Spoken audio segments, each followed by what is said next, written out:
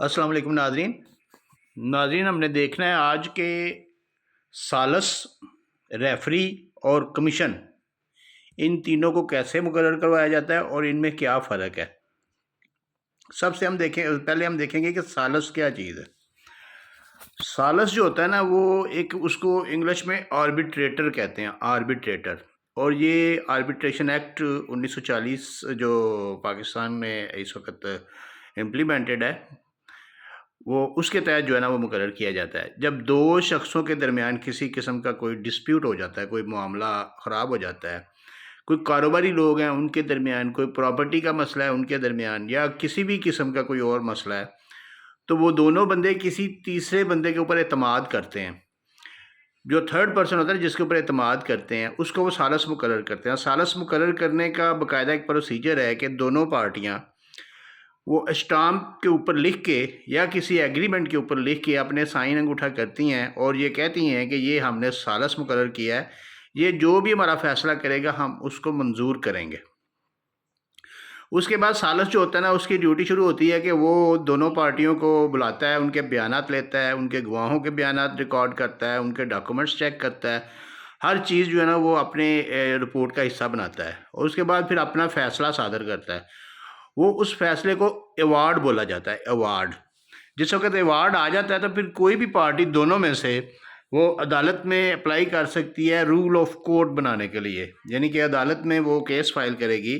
کہ یہ جو ایوارڈ آیا یہ آربیٹریٹر کے ذریعے آیا ہے، تو اس کو رول آف کورٹ بنا دیا جائے۔ پھر وہ رول آف کورٹ جو ہوتا ہے نا، وہ ایک ڈگری کے برابر ہوتا ہے،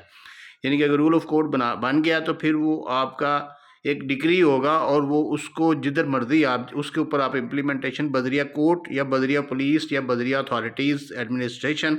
کسی بھی طریقے سے کروا سکتے ہیں۔ تو یہ تو سالس کی ڈیفینیشن اور اس کا پروسیجر ہو گیا نا۔ اس کے بعد آتا ہے اہل کمیشن یا کمیشن۔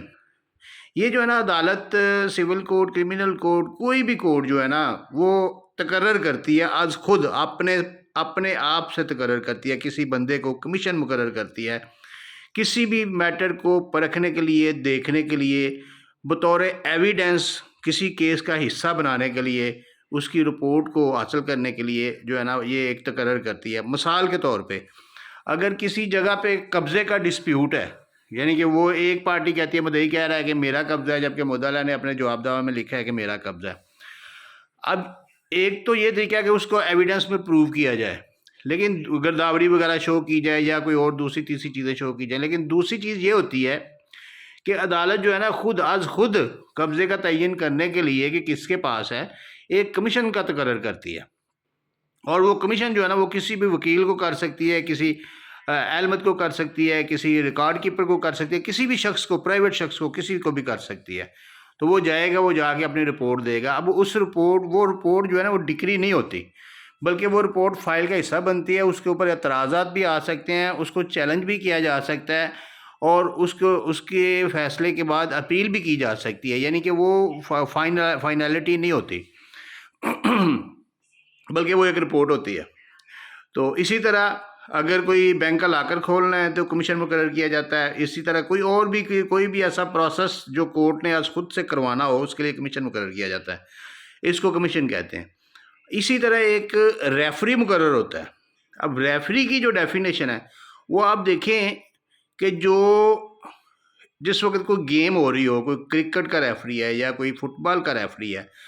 اس گیم کی حد تک اس کا فیصلہ حتمی ہوتا ہے اور فائنل ہوتا ہے۔